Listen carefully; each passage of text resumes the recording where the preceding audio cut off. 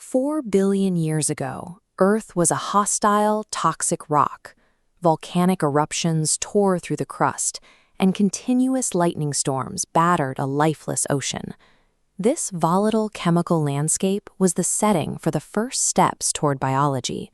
For a long time, researchers could only guess at how that transition happened.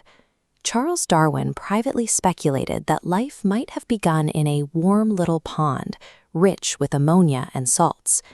In the 1920s, a formal scientific theory finally took shape, championed by Alexander Oparin and J.B.S. Haldane. Together, they proposed the primordial soup model, suggesting that atmospheric gases combined with energy from lightning and the sun to generate organic molecules in the ancient seas. Stanley Miller tested this idea in 1953.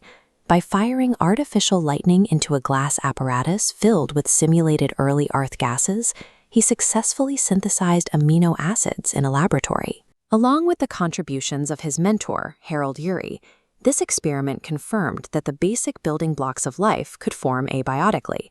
However, there is a missing step in this model. A pool of amino acids is just a collection of chemical bricks. Without a continuous energy source or a way to organize them, those bricks never become a structure. To find the origin of life, we have to look past the soup.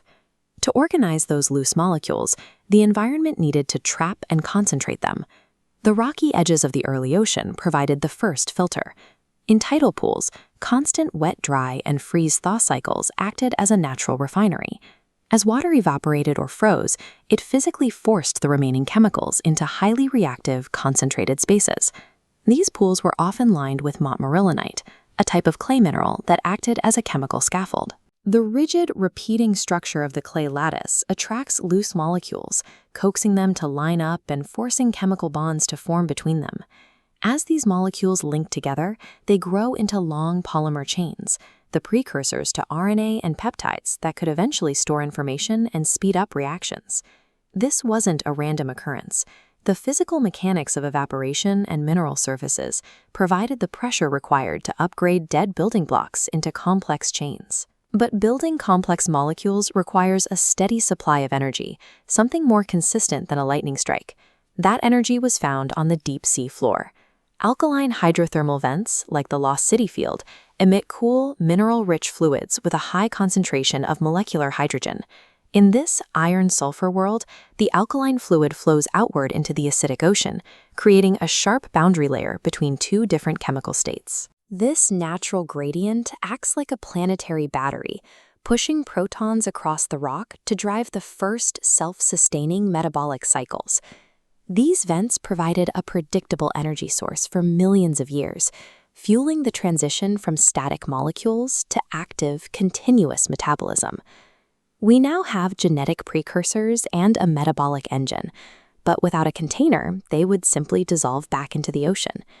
The early ocean also contained simple fatty acids. One end of these molecules is attracted to water, while the other is repelled. Because of these properties, fatty acids spontaneously organize into hollow spheres, hiding their tails inside to stay away from the water. As these lipid membranes form, the ring closes around passing RNA and peptides, trapping them in a protected interior known as a protocell.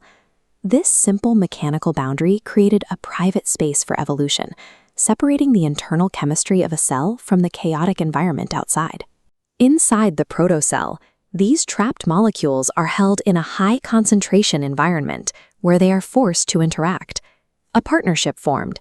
RNA provided the code for genetic information, while peptides stabilized the RNA and accelerated the chemical reactions needed to keep the system running.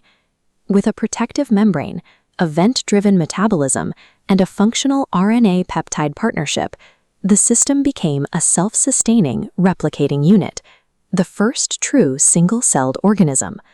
This transition suggests that life's origin was a predictable sequence of physical and chemical reactions driven by a dynamic planet.